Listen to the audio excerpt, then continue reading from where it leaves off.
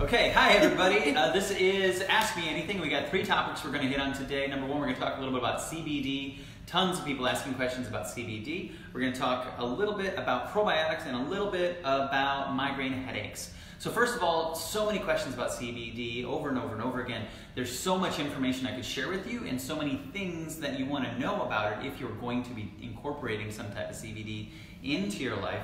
I just want to give you 3 things to know, 3 important takeaways that I would think about first of all before taking any type of a CBD oil. And this is based on so many things and talking to so many experts about this. In fact, reading the book on it that was written by the fellow who I would say actually wrote the book on the endocannabinoid system. And the number 1 thing that I think is really important is before you jump in and make sure you're trying to get something that's going to support your endocannabinoid system is first make sure that you have enough healthy essential fats in your life. In order for your body to really utilize what you're trying to do there is an essential nutrient that we have to satisfy first.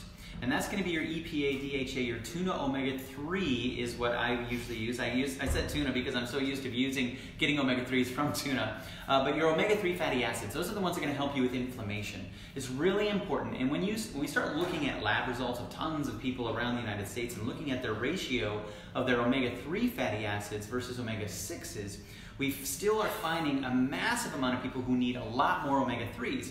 So the first thing that I would think about is making sure you're satisfying your omega-3 need so that you're not only helping your body be able to utilize the CBD, but all of the other millions of things that your body needs to have a good omega-3 in your body for. Inflammation is a huge, huge aspect of a lot of Americans' lives, and one of the primary thing I think of when it comes to resolving inflammation in the body is making sure we have enough omega-3. The second thing that I want people to understand is that when you're going to be getting a CBD oil, make sure that you're not just going for a single isolate. This is always a message I'm talking about when it comes to nutritional supplements. A lot of times they're using a single component of it and saying it's the active ingredient, but we get a much better effect when we get things as they occur in nature. You would get what they are calling the entourage effect. So it's working so much better overall when you get a broad spectrum CBD. You want to make sure that you're getting everything you can from the whole food aspect of it. And the third thing is, there are aspects of inflammation that enzymes are going to be elevated, and those enzymes can actually break down the end result of what we're trying to do with the endocannabinoid system in creating something called anandamides, and those anandamides will get broken down by these certain enzymes. Now, if you're helping your body to be able to keep those enzymes from elevating so much, you're going to keep your anandamide levels higher. So for all of you out there who are very much familiar with the whole food companies that I tend to guide people towards so that I can give you my quick and easy answer. Everybody always asks me, okay, well, what do you do? Well, I use 3 things from 2 from Standard Process, 1 from MediHerb to be able to do that. So the actual CBD that I would use is called hemp oil complex because it's so much more than that. There actually is going to be an amount of CBD in there, and it's actually going to be used from a source that has been used for over 45 years. So it has been used in much more historical applications in so many ways that I have a lot more confidence in it, but it's going to be blended with other things in a very, very intelligent way. And I'm finding that a lot less is more when you're using that type. So the hemp oil complex is the one that I would suggest is a Standard Process product, but I would do the tuna omega-3 first because I want to make sure that I have enough essential fatty acids. So I would always take those 2 together.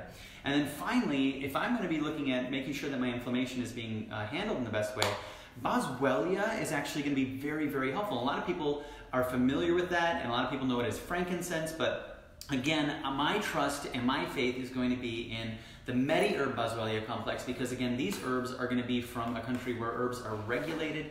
The history and the amount of time and effort that they put into the quality of these, in my experience, are unmatched. So these are 3 things if I'm going to be doing a CBD oil I want to think about. First of all, making sure I'm getting healthy fats.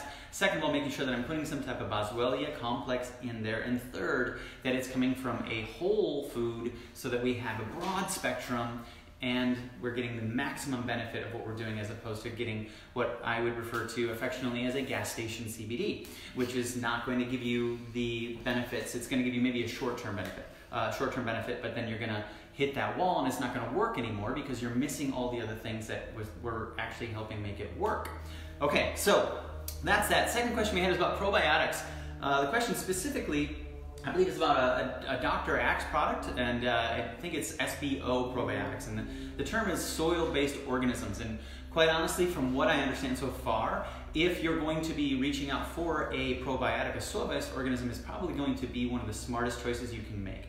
There's a lot more information I could give on that, but when I want to give people direction about taking a probiotic, more important for me is to make sure, again, that the system that it's coming into is supportive of that probiotic.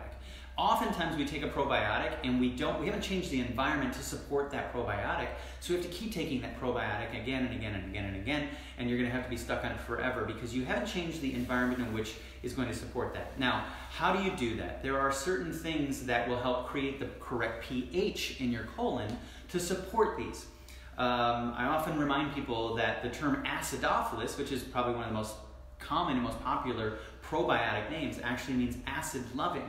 So meaning that we need to have a pH in the colon of about 6.8, which is slightly acidic. It's actually very acidic compared to a neutral situation. And so we want to make sure that that pH is supportive of that acid-loving probiotic so that it can thrive and survive and set up colonies, and that way you don't have to continuously take a probiotic again and again and again and again. You want to be able to get these colonies set up, you want to get them so that they are established, and then you can help balance it out with other probiotics to give you a broader spectrum. The second thing that I always tell people once you get the pH established is the fiber content. The more diverse fiber, the more diverse your microbiome. So you always want to make sure you're getting all kinds of fiber foods. And again, if I'm looking at the population of our country and understanding where we're missing a lot of fiber, especially diversity of fiber. So that's going to look like vegetables and fruits and beans and nuts and seeds. Those things are going to give you a supportive environment for the probiotic you're taking. So again, the goal is to be able to get your body what you're trying to get in there with the supplement without, blowing your budget out and having to take it over and again and get these high doses of it. Number 3, actually I skipped one because we had somebody bring in a product. And I bring this product up because I want people to understand sometimes there are things that you are putting in your body that you're not even thinking about that can create a whole host of issues. So we were speaking with a young lady, and she had some digestive stress and some pain in her stomach.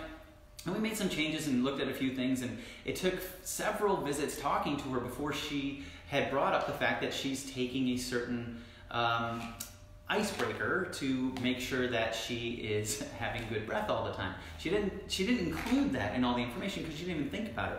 So if we take a quick look at this icebreaker, we see on the back here we've got 2 highly deadly things. We have hydrogenated palm oil. So it's not even partially hydrogenated, it's fully hydrogenated. So anytime you're taking in a hydrogenated oil, you're basically taking in an undead thing. It's not quite dead, it's not quite alive, it's actually been hydrogenated so it can stay on the shelf and never die. So it's like a Frankenstein zombie version of an oil, and your body takes 121 days minimum to process most of that out, and even at that point you have a 25% residual in most cases. So this is what we call a trans fat. This is really bad.